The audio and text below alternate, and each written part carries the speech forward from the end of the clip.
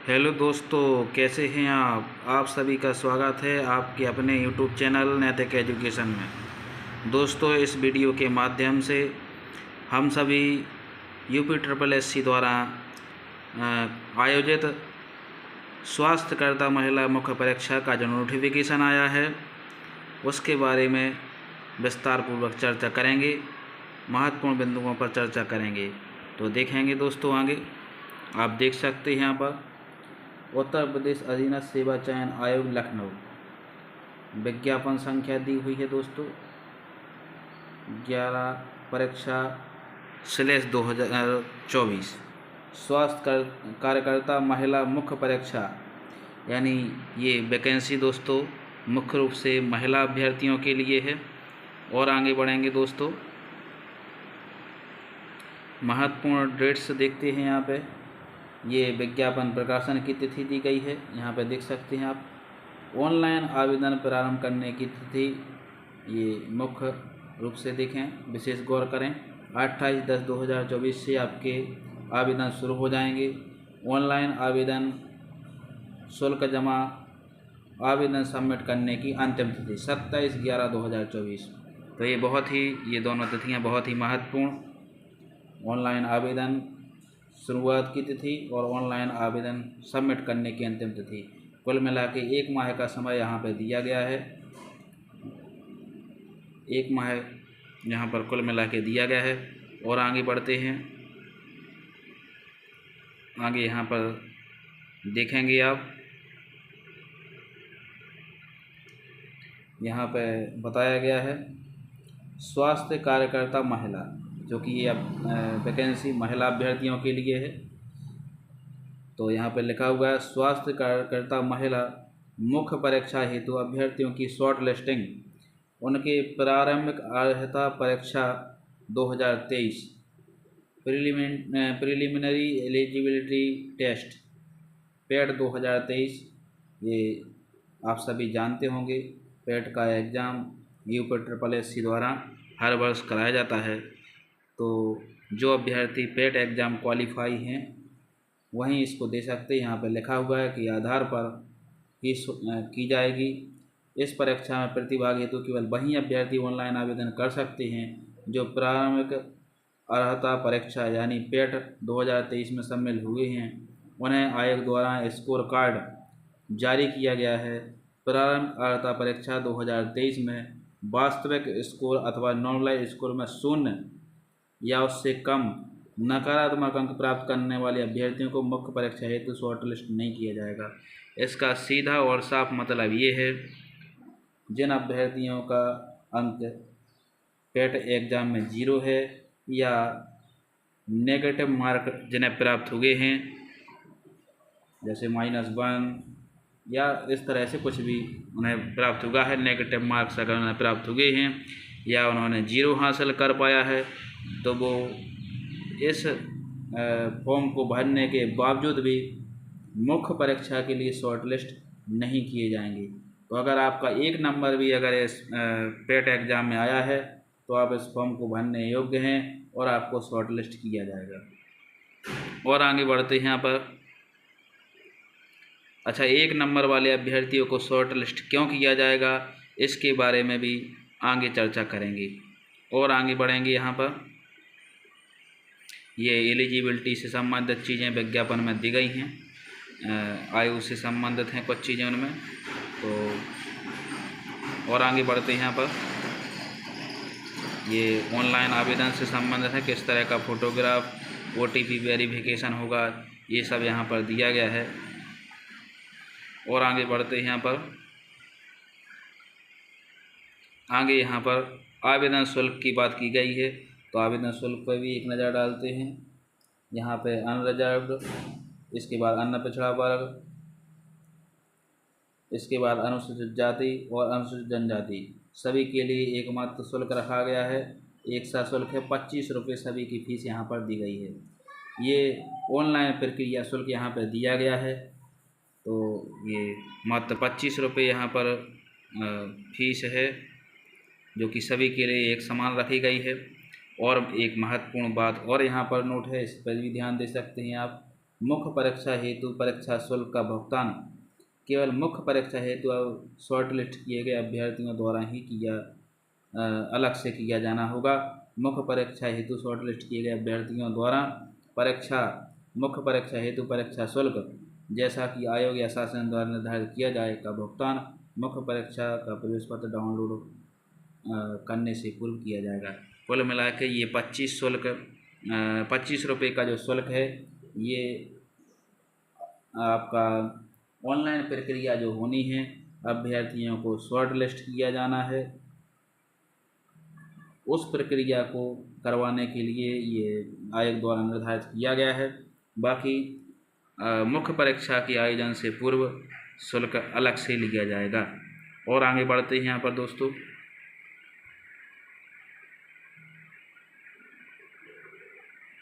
ये आप आवेदन में किस प्रकार से संशोधन कर सकते हैं, क्या क्या संशोधन कर सकते हैं, दिया गया है। नाम में स्पेलिंग मिस्टेक है यानी वर्तनी में कोई गलती है तो वो सुधार सकते हैं। पिता पति के नाम में कोई मिस्टेक है, वर्तनी में सुधार करना है तो कर सकते हैं। पत्राचार का पता सुधार सकते हैं। और भी कई चीज़ें, कैटेगरी वगैरह में कोई मिस्टेक अगर है, जो लिखा है जाति की श्रेणी, लिंग वगैरह, और भी चीज़ें ये सुधारने का मौका मिल सकता है अगर कोई त्रुटि हो जाती है तो। और आगे बढ़ेंगे यहाँ पे दोस्तों, ये महत्वपूर्ण यहाँ पे आप देख सकते हैं, ये परिवार कल्याण महानिदेशालय उत्तर प्रदेश लखनऊ यहाँ पे लिखा हुआ है।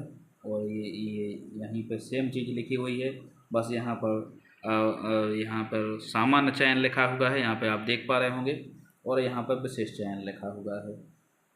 और साथ ही साथ आप देख पा रहे होंगे यहाँ पर वेतनमान भी दिया गया है। ये वेतनमान दिया गया है 21,700 से 69,100।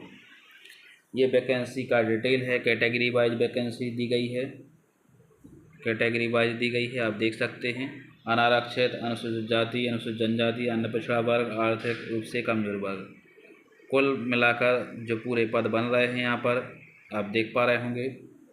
ये कुल पदों की संख्या यहाँ पर जो निकल कर के आ रही है 5,272। ये सभी श्रेणियों के पद यहाँ पर मिला कर के 5,272 हो पा रहे हैं। और आगे बढ़ते हैं यहाँ पर दोस्तों, ये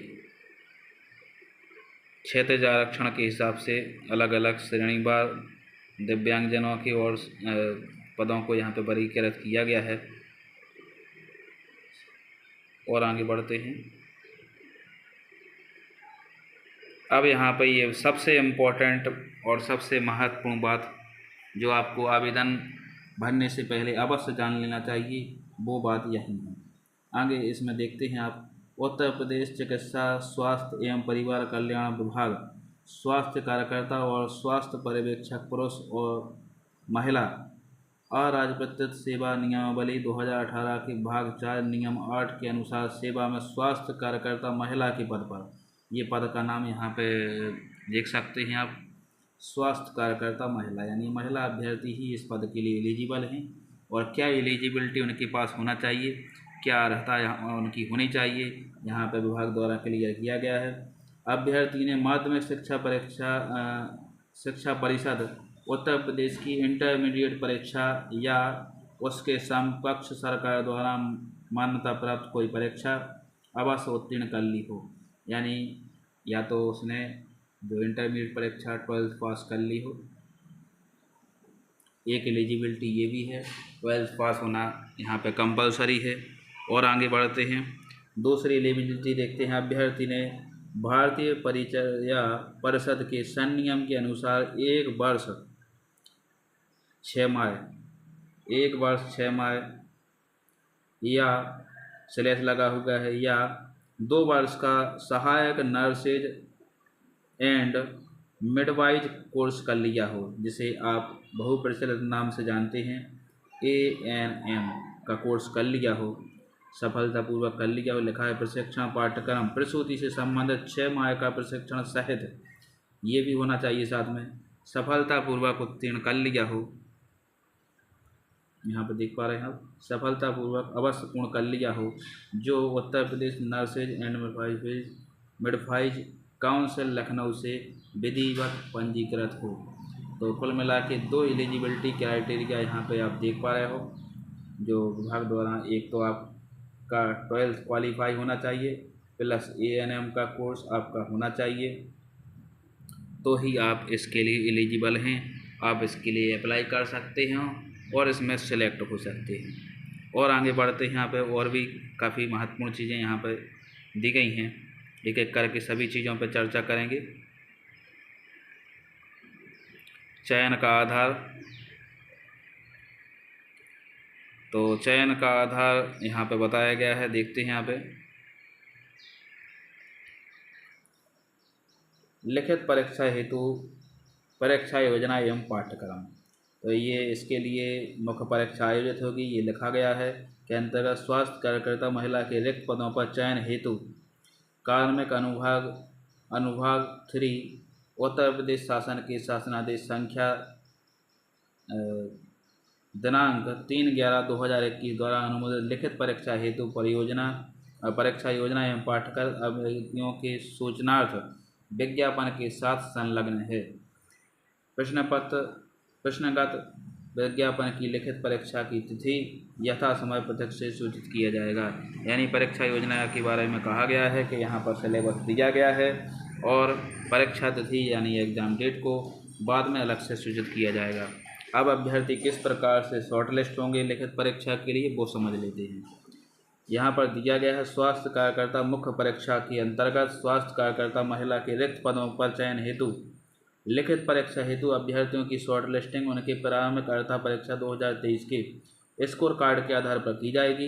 विज्ञापित पदों के सापेक्ष श्रेणीवार 15 गुना अभ्यर्थियों अंतिम कट ऑफ परसेंटाइल दशमलव के 2 स्थानों तक धारित करने वाले समस्त अभ्यर्थियों को शामिल करते हुए मुख्य परीक्षा के लिए शॉर्ट लिस्ट किया जाएगा। अब इस कट ऑफ के बारे में अगर हम अपने अनुभव को व्यक्त करें, तो जिन अभ्यर्थियों का 1 नंबर भी है वो भी इस परीक्षा के लिए शॉर्ट लिस्ट होंगे। वजह ये है, इसकी सबसे बड़ी वजह है ANM का कोर्स। ANM का कोर्स बहुत कम महिला अभ्यर्थियों के पास रहता है और इसके साथ साथ एक कंडीशन पेट की हुई है। काफ़ी लोग पेट में 1 नंबर भी 1 नंबर तो आ जाता है, लेकिन काफ़ी लोग पेट में शामिल नहीं होते हैं, इस वजह से वो क्वालिफाई नहीं माने जाएंगे। तो ये 2 कंडीशन रखी गई हैं, जिस वजह से बहुत कम यहाँ पे फॉर्म भरे जाएंगे और जो लोग फॉर्म भर लेंगे, लगभग जो 5000 वैकेंसी आई हैं, तो पॉसिबल है मुश्किल से 10,000 महिला अभ्यर्थी ही पूरे प्रदेश में ऐसी होंगी जिनके पास पेट और ANM का कोर्स कंप्लीट होगा जिनका, तो वो एलिजिबल हैं। लगभग वो पूरी तरह से एलिजिबल हैं और जिनका ये फॉर्म भरा जाता है उनका सिलेक्शन लगभग पक्का ही समझें। और आगे बढ़ते हैं और चीज़ें जान लेते हैं।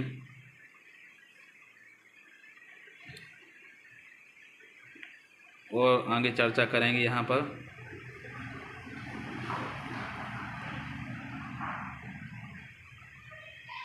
हाँ, यहाँ पर देखिए, आप देख सकते हैं बताया गया है विषयगत ज्ञान 100 प्रश्न यहाँ पे रहेंगे, 100 अंकों की रहेंगी, यानी एक प्रश्न 1 नंबर का। वक्त मिलेगा 2 घंटे का, 120 मिनट का समय यहाँ पे होगा। और आगे देखते हैं यहाँ पर ये सिलेबस दिया गया है, इस सिलेबस को आप देख सकते हैं। तो जो फॉर्म भर रहे हैं वो इस सिलेबस को ज़रूर डाउनलोड करें और ध्यानपूर्वक समझें। ये विभिन्न स्वास्थ्य के निर्धारित तत्व और तरह, इसके बाद भारतीय स्वास्थ्य की समस्याओं का बाह्य रूप एवं योजनाएं। तो ये स्वास्थ्य विभाग से संबंधित पूरी जो जानकारियां हैं उनसे संबंधित महत्वपूर्ण टॉपिक हैं जो जानना ज़रूरी है आपके लिए इस पद पर रहते हुए, वो सब सिलेबस में शामिल किए गए हैं। इसको आप देख सकते हैं, पूरे सिलेबस को आप डाउनलोड कर सकते हैं। और आगे बढ़ते हैं।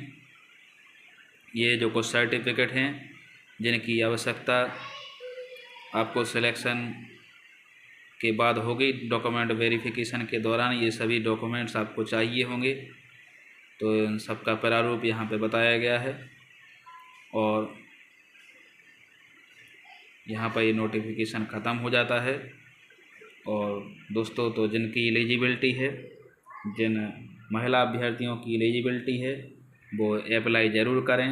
और इसकी सैलरी भी बहुत अच्छी रहेगी, लगभग 35,000 की समथिंग इसकी सैलरी आपकी इन हैंड रहेगी, इन हैंड सैलरी रहेगी। तो बहुत अच्छी सैलरी है, अप्लाई ज़रूर करें जिनकी एलिजिबिलिटी है। और तैयारी अच्छी करने पर आपका लगभग सिलेक्शन पक्का ही हो जाएगा। तो इस वीडियो में इतना ही। और अगर आपको हमारी जानकारी पसंद आती है तो आप हमारे चैनल को सब्सक्राइब ज़रूर करें, लाइक करें और शेयर करें। मिलते हैं अगले वीडियो में। नमस्कार। ये वीडियो सूचना मात्र था, इसको देखने के लिए आपने इतना समय निकाला, दिल से धन्यवाद।